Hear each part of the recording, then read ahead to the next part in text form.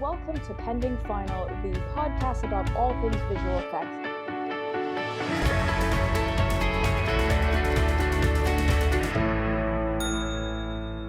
Hey everyone, welcome to Pending Final. It's Helen, and with me is Shannon, and we're here to talk all the things you didn't know about visual effects. Hey Shannon, tell me about editing. Right, so today in our episode, we're going to talk about VFX editing versus offline editing, kind of a background that I both have had. Because when you think editor, you think, kind of the person sitting there in the cutting room. And it's funny, there are multiple editors on a film. There's not just one. And I'm not talking just about picture editor. There are sound editors and there are VFX editors. But what I'm going to do today, with Helen's help, we're going to explain the difference between offline and VFX editing, how they are similar and how they are different. So the term offline is basically originated from the computing and telecommunications industry, meaning not under direct control of another device. That's where the term offline for offline editing comes from. Offline editing can have a lot of different terminologies. You can have, sometimes it's called picture editor, sometimes it's assembly editor, and really editing, as we know, originated on film. And, you have your bins and they would cut with the strips, with the razors. And funny fact, that's actually why some of the non-linear editing systems, which is a very posh word of saying for Avid, Final Cut Pro, Adobe Premiere, will have some of these same things in there. That is why the folders are called bins. That is why the cut tool or whatever is called is a razor. Look, because it's kind of a nod to the old ways, basically. Yeah, and because, if you've got people who were doing this before you had computerized stuff, then you might as well use all the same terms. Well, yes, and I do know, obviously, I think now we have a new a whole nother generation now getting into it, but it was also to help with the transition from film to digital. Basically, offline editing is where the raw footage is going to be either transferred if it's on a digital media, or if it was on film, it would be ingested and things like that, and it is edited. You don't edit on the original source, and that's why it's called offline, because then you're not touching the original. The original is safe. I mean, even in the digital age, when you have GoPros and things like that, you bring the file into a software and you're not manipulating the original stuff. I will say probably in Final Cut 7 a while ago, and Avid, there was a way you could sometimes rename or change the outside source, and that got quite dangerous. But now really it's all just kind of routing and things like that. But that originates, why it's called offline is because you're not talking the original. So, and it also, the term offline originated in the computing and telecommunications industry, meaning not under direct control of another device, so like automation. Modern offline video editing is conducted in a non-linear editing suite. When the digital revolution has made an offline editing workflow process so much faster, the turnaround, and this will translate to visual effects. This is not just in editing, but just in, post-production in general. But it's not as time consuming now, going from video to tape or from film to tape and everything. I can literally film something on a GoPro, put it on my computer, and I'm editing and practically done exporting, within an hour turnaround, and things like that. So that's kind of where the offline comes, because we're now, I know some people have heard the term online editing. Online editing is now kind of sometimes can be conforming. It depends on the system, but there used to be things like when 4K first came out and things like that, you would have proxies. So you would work on a 10:1 resolution clip. When I say 10:1, that ratio means kind of it's 10% of its original. So 1:1 is its full image. 10:1 will be kind of a compressor. It'll look all pixelated, but it's just so the computers can work on it and process it. So sometimes, and that you can, in layman's terms, when you're in Adobe Premiere or After Effects, when you're changing it from full, half, quarter, that's kind of the same thing, but you're now able, because again, it's now referencing that image and not bringing it in, you're able to, it helps with the processing speed. Cool. That makes sense. Yeah. So where this is falling in terms of our VFX pipeline, the offline editing stage will be happening with the client. There will be a client offline editor. They're sitting with the director. Those are the people you see behind the scenes, where it's like, if you're watching the behind the scenes documentaries and the editor and the director are sitting next to it, that is the offline editor. They're making the creative decisions and really are looking at the performance and helping get the director's vision to life. Where that then translates is then it through various digital processes and codes and transferring, the offline editor will then hand over those cuts and reels and sequences to the client-side VFX editor. And then that client-side VFX editor will then talk to the various companies. And just to sort of make sense of this in sort of general terms, when we say client-side, we really mean the studios. So if we're talking about the client on a Marvel movie, we're talking about the guys who work for Disney. So it's a lot of the times the people who work in VFX post-production houses, they will talk about the client as this sort of monolithic structure, but really it's just the studios who pay the money to make the movie. So it could be like Sony or Fox or Disney or whoever it is.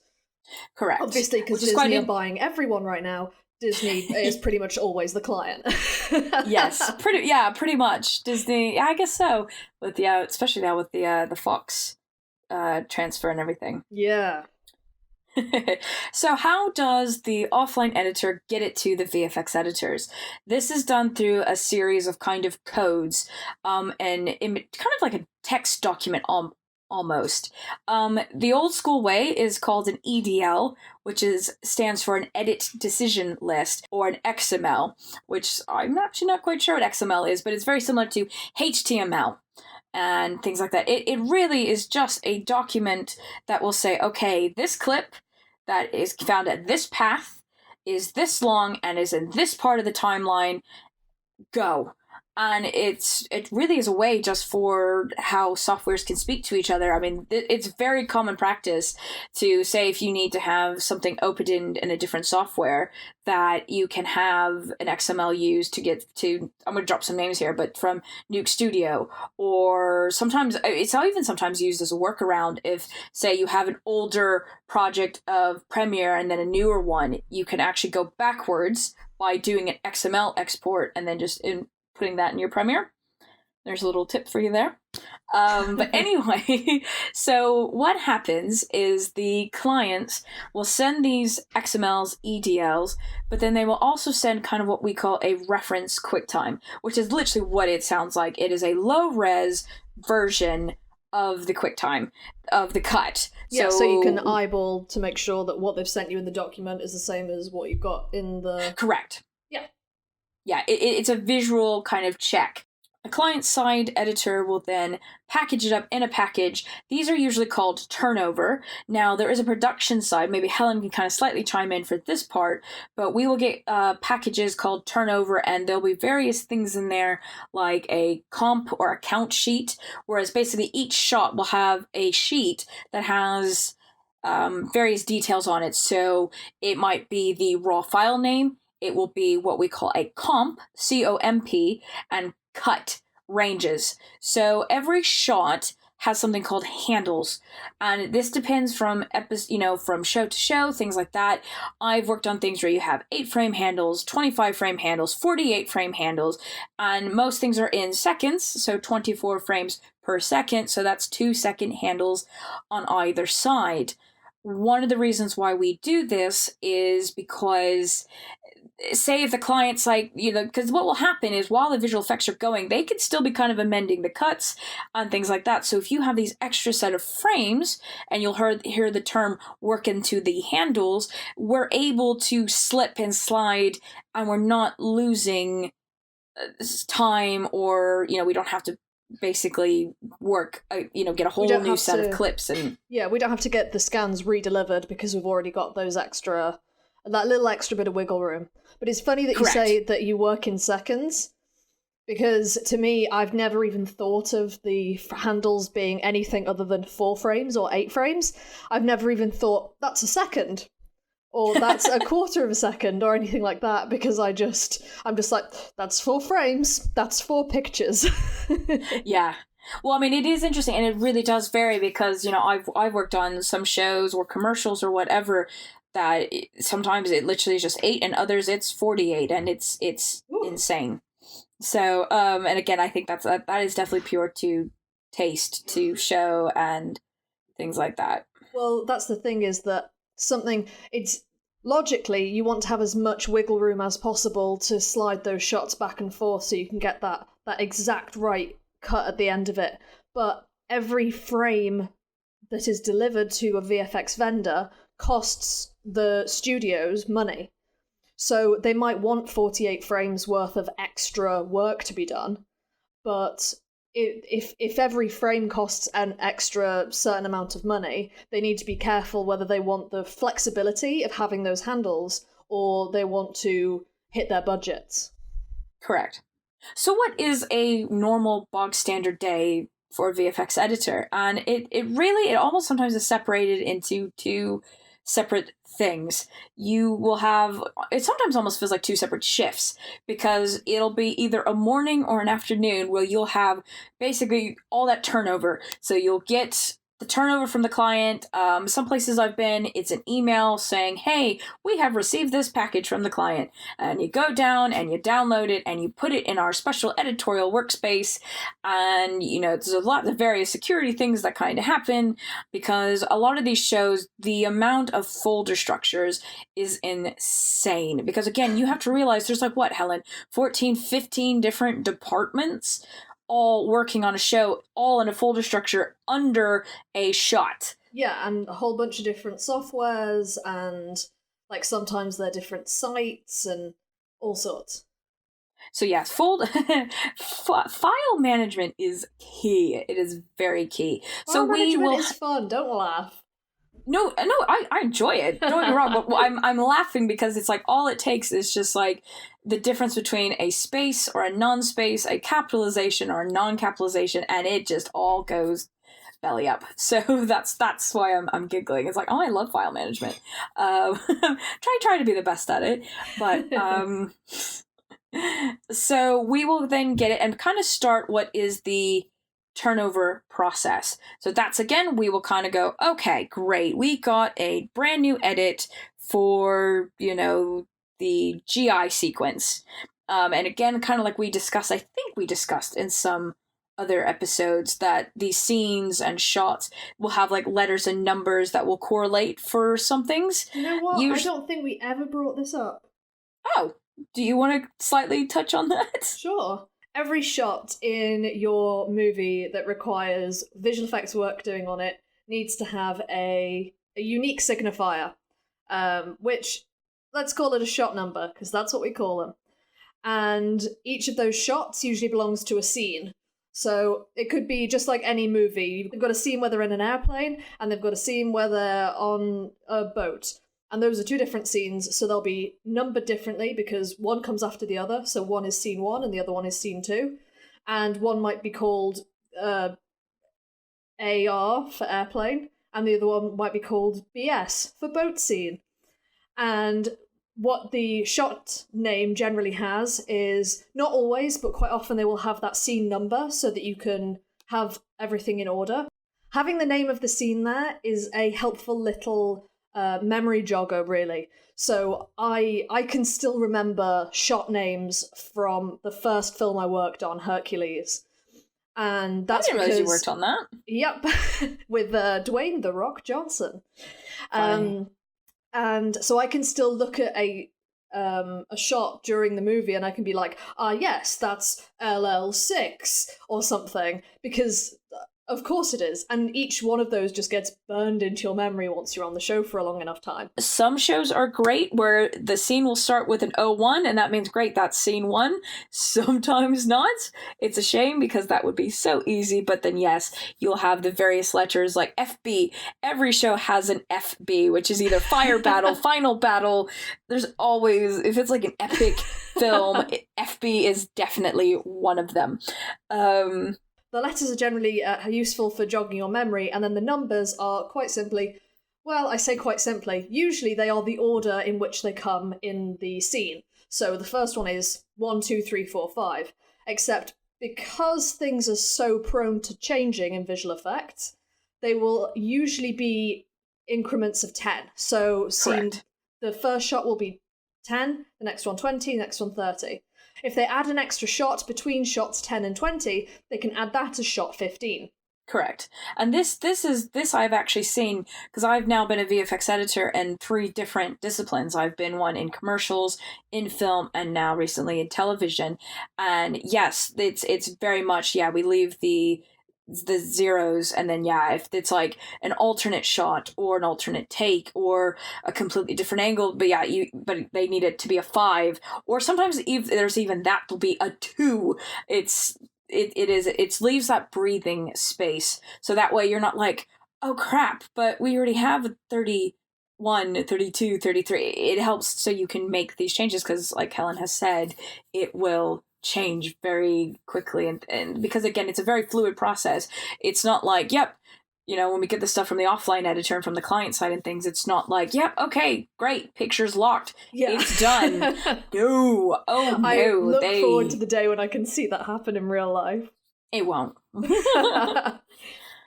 I mean, even in commercials, because commercials is a bit of a different beast, because it's only a 5-week turnover, and even then, that's a long commercial. It's usually about 2 weeks.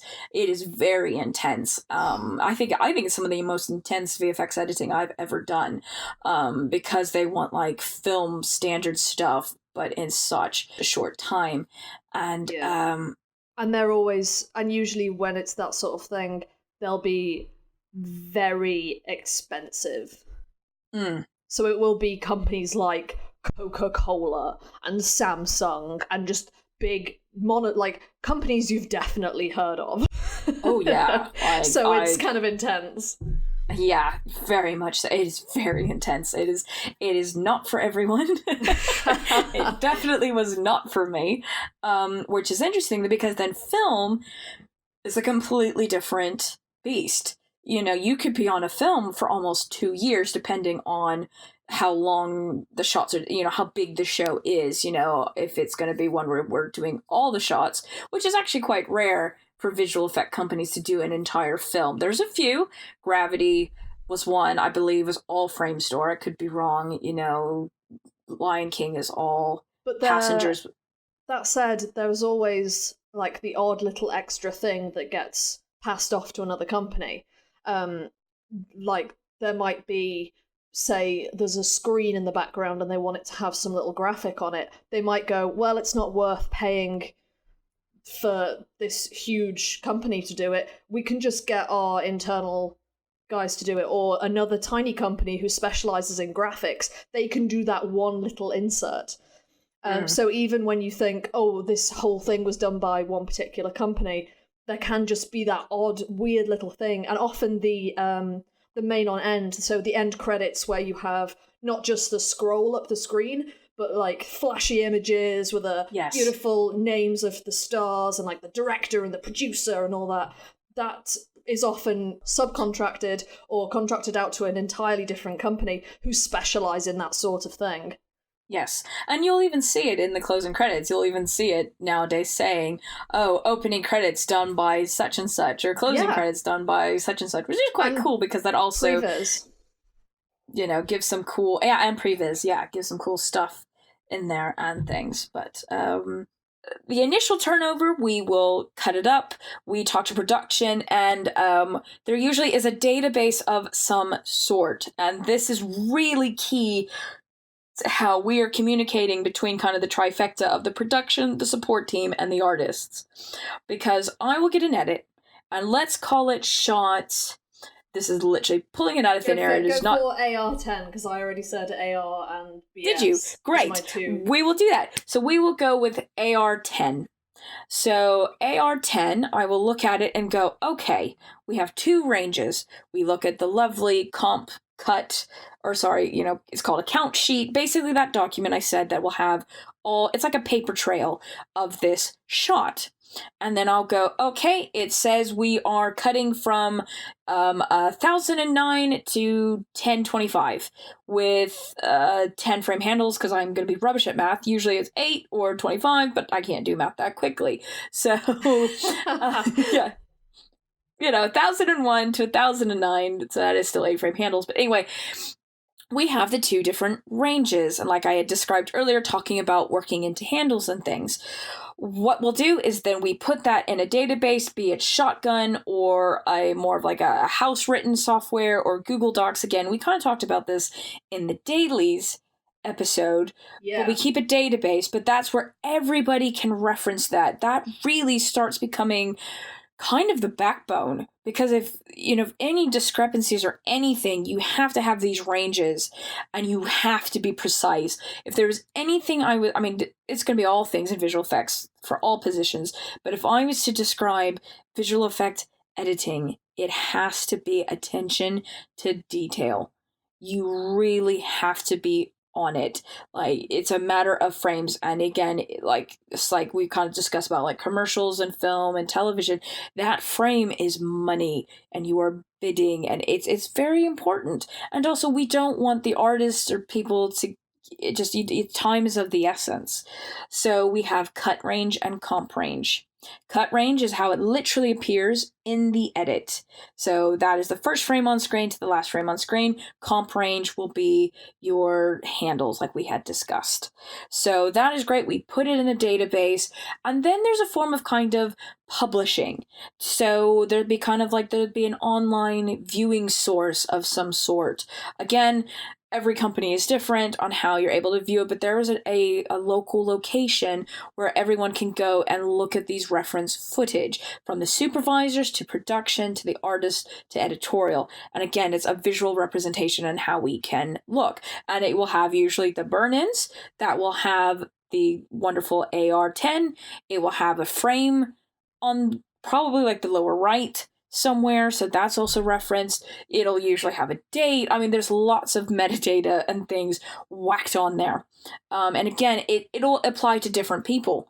Some people might need to use this, other people might not. So what happens then? The artists do their wonderful work, and then they will give us new versions, and then we will have something called sends. The sends process, and that can happen either before or after a client review.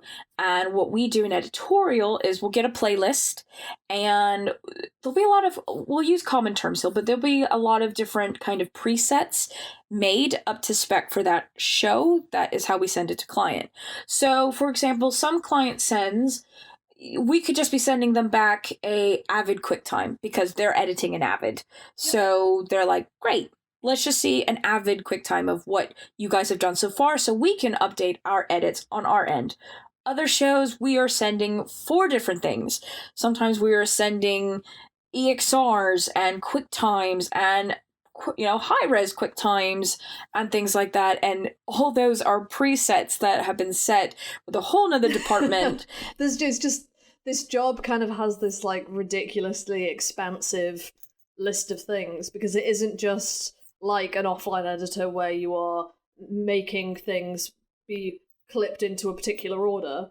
You're also dealing with like data management and sort of like dealing with a lot more paperwork, and it's a very different beast than what people would generally imagine when they say the word editing. So then after we do something also called quality checks. So once we've exported these various kind of sends, we need to double check. Again, we go through like 4 checks before we send it back to the client. We're giggling because still things will slip through, because again, we are all human at the end of the day, but we have to quality control. We have to QC and quality check, quality control. It can stand for several things. But again, we are looking for things like, is it too short in terms of the length of what's given? Are there weird color discrepancies? Did it not even export properly? Here's a big one, dropped frames.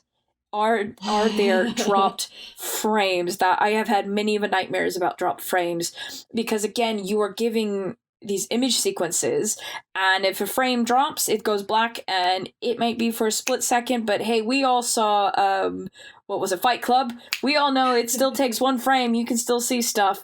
So yeah, there's another element of quality control.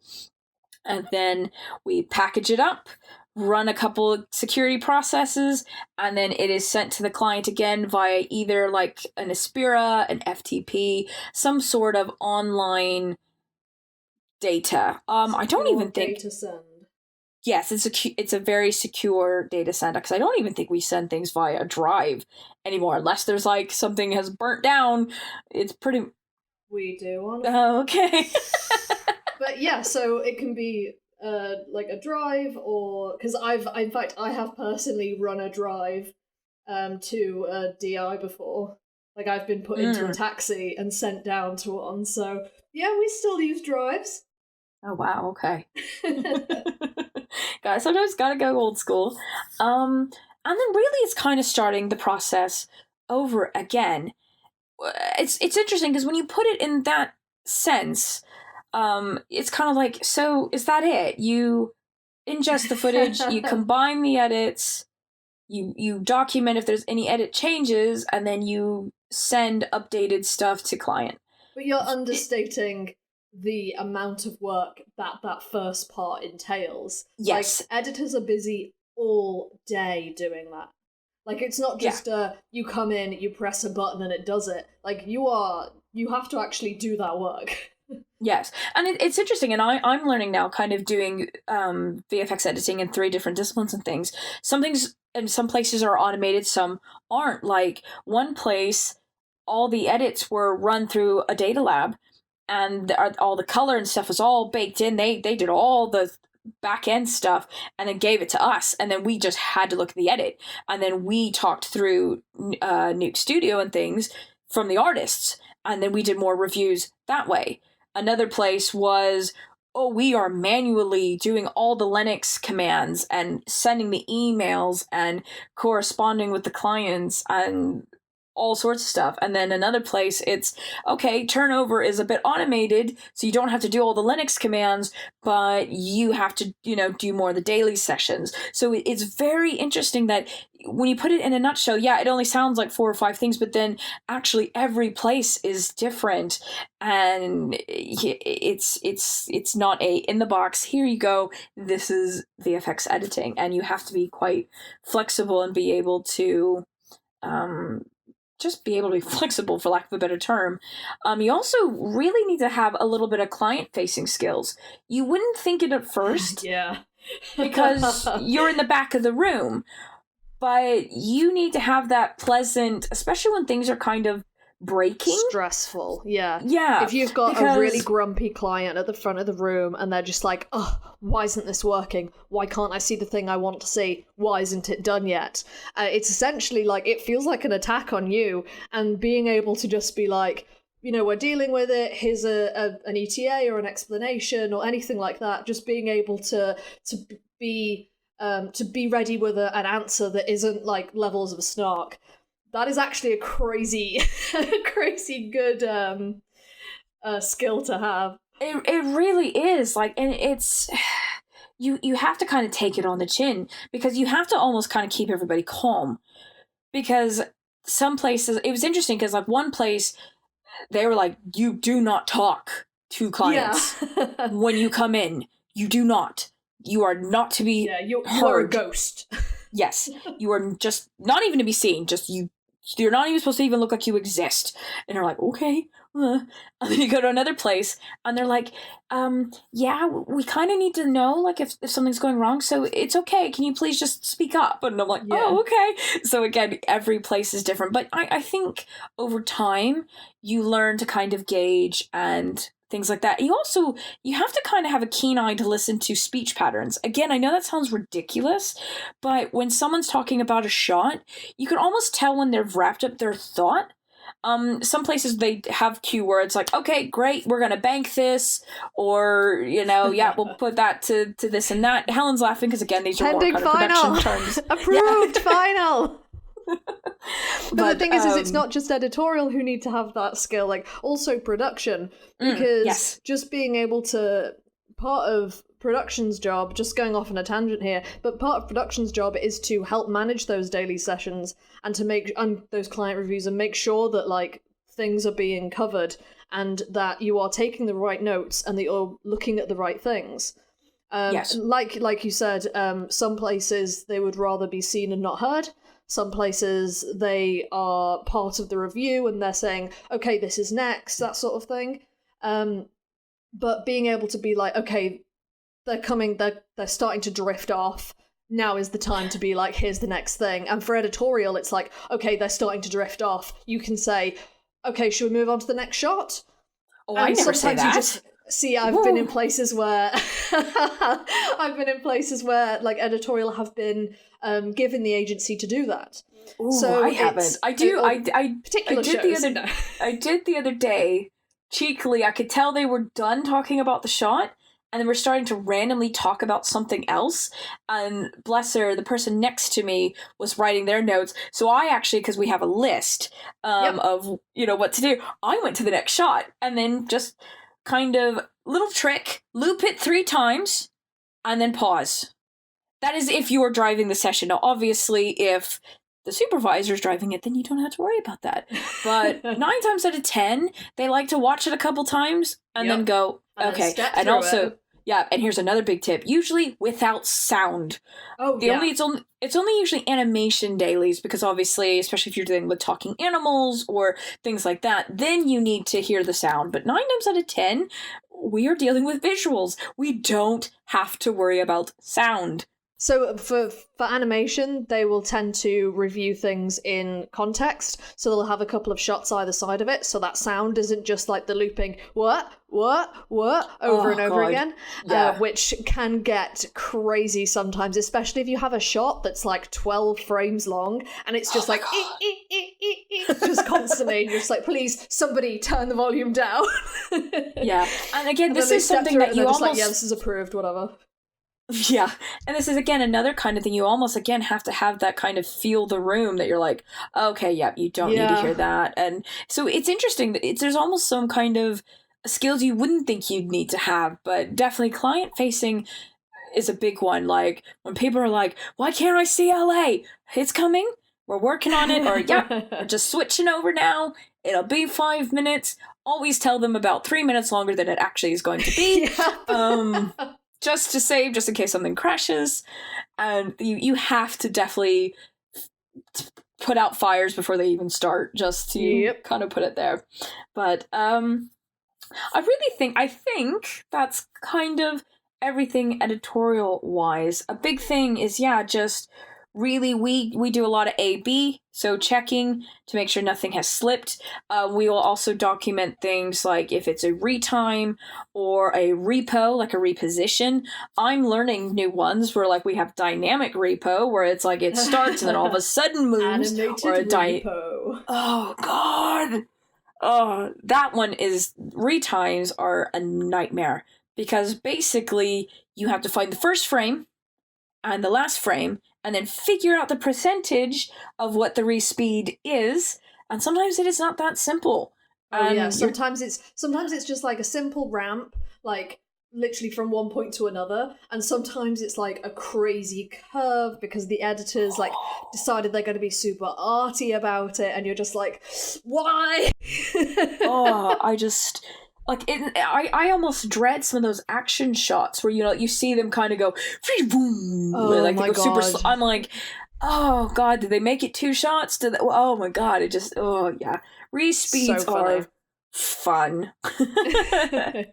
But yeah, I really think that's pretty much kind of VFX editing in a very rough nutshell. Again, kind of like you'll see an ongoing theme about this visual effect podcast is no one place is the same, no show is the same, because talking to some of my colleagues who have been on film VFX editing longer than I have, it's different from show to show to show. Even the way they make the shot names is completely different. So it's very imperative to be flexible and to be a quick learner and very much attention to detail. Always have a notebook with you. I'm a bit old school, but I have a scratch notebook, and then I have a processes notebook where I literally go back and go, this is the step by step by step by step on how to do it kind of thing. I mean, especially, God, there was a time... Well, I wish I did that. Well, because like what happens if like, your phone dies, or I used to have things on stickies, and then all of a sudden the computer I was working on got wiped, and it was like, oh, I don't have these anymore. Oh, crap. It did make Linux commands difficult. That's the only one that's like, oh, have some digital templates of those. But, yes, that's the other thing. If I was to suggest anything to anybody wanting to get into visual effects... Learn Linux commands. Yes, learn Linux commands. You don't have to know a lot, but it is just learn how to navigate helpful. Between folders, learn how to make a new folder, learn how to, like, open a program. Yes. And then I think you're good. Yeah, I mean, that's pretty much in a nutshell. Those are the things that, like, I do remember in a previous job, I had some really complex Linux commands that would do some crazy stuff. I was working on a show that had some truly enormous shots that needed to be sent to the studio, and they were literally too big to send in one piece. So one of our software guys wrote a piece of little beautiful script that broke it all down into separate chunks, and then the other side they could run something to put it back together. I don't fully understand what it was. Wow. I think he was a wizard. But essentially, every time that one of these shots was too enormous to send, and because it was like that weird time just before everything got crazy secure, so I was still able to do a bunch of command running stuff that Editorial have to do in a separate, like, vacuum sealed chamber nowadays. But yes. I would put in the name of the shot, like where it lived, and this intense Linux thing, and it would do this witchcraft. And it was amazing. And honestly, Linux is like it really is, because underestimated. It really is, and it's also one of those. It will help you in the long run too, because like you can have like a long Linux command, and then somehow a former colleague, he was like Merlin. It is wizards. Like then all of a sudden you literally just had to type in the show code, and it just launched everything. Where it's like you didn't have to go, oh, we're gonna do this and this and this and this and this, and yeah, it's just amazing. So, and also there's sometimes like where before we would even publish an edit for everyone to see, it would be able to flag, oh, sorry, that's a frame out and it's not matching your online database. You better go double check that. And it was brilliant because, again, like I've always said, I will always continue to say, we are human and mistakes will get made either via a comp sheet, a reference edit, or us publishing a edit ref or web edit or whatever. Every term is different in different companies. And yeah, it's great. So yes, that's kind of if you want to really go, what's something I can dive into that will I really feel serve any position in visual effects, it is learning Linux. Very much so. It doesn't matter what kind of Linux. Apparently there's different kinds of Linux, but there are different Linux operating systems. But yeah, I mean, only in the way that you've got like Windows 95, 98, XP. Well, that's a good analogy. Like, and you've got Mac has got like Snow Leopard. Not anymore. We're now like parks, like Yosemite and Sierra and all this. Cool. This is how long it's been since I used a Mac because I hate them. Shh. She's not talking about you, baby computer. Time. Is there anything else, Helen, kind of from a kind of audience member that you would had any questions that I could maybe answer. I'm very much better answering kind of a question thing. So is there anything else that maybe if you were to take a seat like a listener that you would want to know about Editorial? I hate to say it, but no. Hey, that's fine. You've basically gone through everything that I could possibly want to know and things that I didn't know. So I think we're good. Awesome. And again, I might be missing some things that, I mean, again, it's really quite fascinating now being on 3 different kind of versions of VFX editing, from commercials to film to television. Everywhere's different. So again, reaching out to the listeners, I would love to hear your experiences. I know I have some other friends that would probably love to hear them as well, because it's a fun community. We can share horror stories, but yes. So some of those wonderful places that you can get in contact with us is we have a Twitter, which is Pending Final, at Pending Final. We have an Instagram, which is at Pending Final Podcast. We have a Facebook page, which, what's the pattern, ladies and gentlemen? At Pending Final. And of course, if you really would like to get in touch, if you have some show ideas or some things you'd like to know about, like what's a dolly grip, even though that's not visual effects, but anything, please get in contact with us at pendingfinal@gmail.com. So now we're going to transition into what we're calling the crosstalk section of this podcast. And kind of in the vein of Editorial, we're going to kind of talk about the controversial topic of the editing. Unacceptable. Right. This is ridiculous. Helen is so passionate right now. So you may have noticed from the previous episode, I have quite a lot of opinions about the Oscars, which is ridiculous because the Oscars literally don't matter. But they do, because they have just decided that editing and cinematography are both going to be awarded during the ad break of the Oscars. The parts that actually make the movie. Yeah. That's going to be... Those people don't get recognised by the world when they can all watch it. They just get to be recognised by, like, a couple hundred very rich people in a small room. Yeah. That's unacceptable. Editing Oscar needs to be front and centre. Trying to throw a slight spanner in the works. Go for it. The BAFTAs. Do we see Best Editing broadcast on the BAFTAs? No. Okay. A lot of the, like, in inverted commas, technical awards go, like, in a separate thing afterwards. It's ridiculous. Yeah. The only place where you actually get to see all the, like I say, in inverted commas, technical stuff is the VES Awards, and that's not really publicly televised. No, it's not televised at all, I don't think. But... And that's the Visual Effects Society Awards. Yes. Those things that everyone is fully aware of at all times. Yes, definitely. If you're in the industry, in the visual effect industry, you are very aware of VES. Yeah. And the DGA and... like, all these ridiculous, like, acronyms for things. Oh, yes. I mean, being a former military kid, I live for acronyms, but, yeah. It's interesting. It's so weird, because I'm kind of on both sides of this. Because I get it. There are a lot of awards at the Oscars. I mean, that Oscars is already a 3-hour show. Yep. But it's tricky. It's like, who decides? Because, I mean, no, in my opinion, no discipline is lesser than the other. So it is sad that, and again, obviously the editor in me is like, but like, costume design, art design, all these things. Hair and makeup. I almost think we should have two separate award ceremonies broadcast, but then then you run that risk of equal. Yeah, and then then the celebrities won't come to this two. Goes into the real Oscars, and this goes into like the the public Oscars. choice. So I mean, what do you public? No, we already talked about that. So it is. It's like, what is the lesser evil?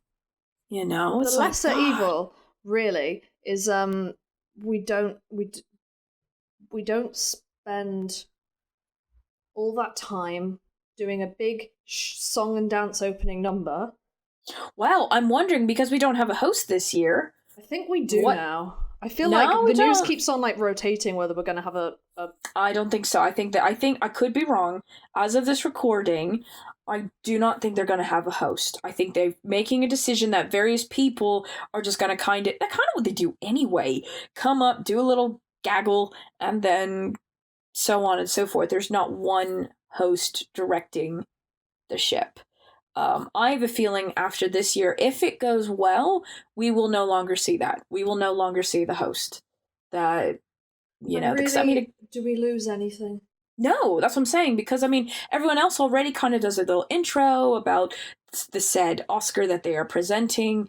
Yeah. You don't need a monologue or a joke I get it because obviously it's for the public as well, but it's what makes it. Helen's absolutely right. It's what makes it like 3 hours long. Trust me, being there, it was long. Yeah. So, oh, yeah, so I'm just kind of looking at. I was curious while we were chatting about the best editing Oscar winners. I'm just kind of looking at some of the previous winners and things. Oh yeah, because I spoke to you about this last week, and you were kind of like, oh, I don't know who should win this year. Oh, I don't know what's going on. Yeah, well, like it's interesting, but I'm looking at previous winners. Like I didn't realize Mad Max Fury Road won, which is quite interesting because it's an action film. But Yeah, but to be it's fair, so edity. It's so good. yeah, but that's where how we were kind of talking about the silent, good editing, you don't recognize it at all, Yeah. kind of thing. But then that one was definitely what's it? Noticeable. Yeah, very in your face. But then it wasn't gimmicky. I don't feel that's a very fine line where it's like if you want to be stylistic, you don't want to be gimmicky. Yeah, kind of thing. So like I'm watching True Detective right now, season 3.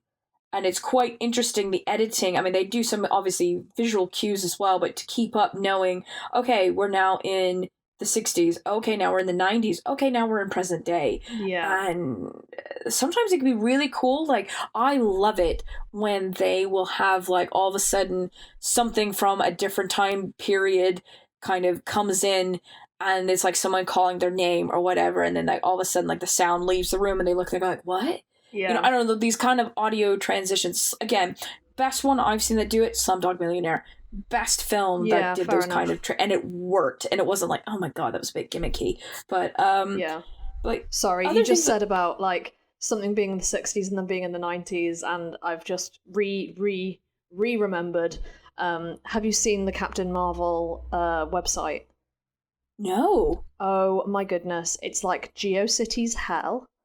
It's incredible. It's one of the best website designs that any film has ever had, because everybody, like, if you type in Captain Marvel website, there are articles about it, people are talking about it, and it's just because it's a full-on throwback to like a proper GeoCities website.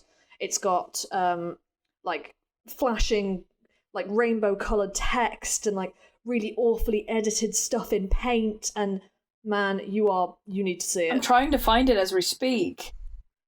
Like, which one is it on? If you just search for Captain Marvel website, it's marvel.com/Captain Marvel. Thank you. Okay. Just look at it. Oh my god! Right? How funny. How good is that? My first like website when I was like 16 was this. Looks like this, yeah. Oh my it's god, so this is good. amazing. Oh my god. Right. Obviously, post-recording, I'm going to have to check this out, but I am literally having flashbacks of Everybody is. HTML. That is so clever. Oh my god, that's clever. I love it. Kind of going back to, I don't really know what else I kind of touch on the Oscar, the editing Oscar going into the commercial break, because obviously as an editor I'm like, man, because that was usually one of the later ones in the night. Like, best editing was, I would say, like the 5th to the last one. So I don't know. Like I said, I'm kind of glad they just got rid of that People's Choice one or whatever the heck that was called, but Yeah. I don't know. It's very tricky because I feel everyone deserves their recognition and their 5 minutes. I don't know if maybe now with like streaming, maybe they could do something to where the actual ceremony is streamed somewhere where you can see it. Because I know I would watch it streaming, like trying to find it. So here's the thing. Go ahead. Like, just sorry, I'm going to be really dumb for a minute, but I watched the Overwatch League, which is esports, blah blah blah, and they obviously have ad breaks, and they're usually sort of the teams are swapping over, like, you know, the usual type of thing that you would, like if it was a football match and they needed to change ends or whatever. I don't know what they do, but what they do for paid sort of subscribers to the stream is they have interviews and stuff that go on during the ad breaks. So I don't see why you couldn't have a stream that has the ad break for people who don't pay for a stream. Yeah. And then not an ad break for the people who do pay for the stream. Yeah. Does that make sense? No, absolutely. And you're not geeking out with me. I mean, I'm a streamer myself, so I get it. No, I know, but like Overwatch is a different level of giant dork. So... So I don't know, I'm just thinking there's ways, I guess part of me's, I don't know, this probably is going to sound so cliche and cheesy, but I guess I'm one of those, when one door closes, another one opens. Okay, yes, it really sucks that it's taken out of the main broadcast, but in part of me is like, okay, then what can we do about it? Okay, then make this be like, right, well, everyone deserves to be seen, so have an option to where it's like, here's a stream, you know, you can still get your ad revenue in there, you know, with your lower thirds popping up or whatever. I mean, I just, with today's technology, I mean, my God, Periscope, I mean, I can stream things to 3 different platforms at the same time, and I'm not, you know, professional level end person. Yeah. Like, the technology is there. People want to see it. I know, like, if it was my family, I'd want them to be able to say that they see the acceptance speech. So I do think it does suck, but maybe, I don't know how, I'm one voice, but we could turn it into a positive and go, okay, so let's do something about it. Let's swap it out and, you know, change, you know, how it's done. So I don't know. Oscar Web people, I'm looking at you. Have a killer website to where you can have, watch the live stream, watch the behind the scenes. Because again, I didn't realize till very recently, 5 years ago, I didn't realize they kind of say a thank you speech twice. You have your one on stage, and then they immediately go behind stage and then talk to the press. They're usually still holding the award, and that's usually see that. Yeah, and that's the thing. People like us want to see that. And not just because we're in the industry, just because we're film people and people love that kind of stuff. And yeah, Oscar website people, you can do that. Have multiple streams and sort it out. Yeah.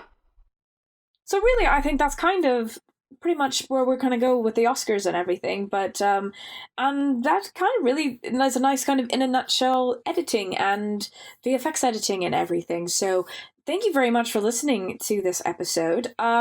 If you like to kind of check some things out, like if you want to share your own experiences, is either kind of being client-side VFX editing or working with a VFX editor or whatever, we have a couple different places you can reach us.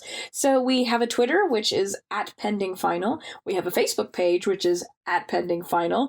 We have an Instagram, which is slightly different, which is @PendingFinalPodcast. And then we have a lovely email where you can definitely get in touch with us if you have any kind of topics you'd like us to kind of dive into or things you'd like to share, and that is at pendingfinal@gmail.com. So Helen, it has been lovely as always, my lovely co-host, and we will see you guys next episode. Bye.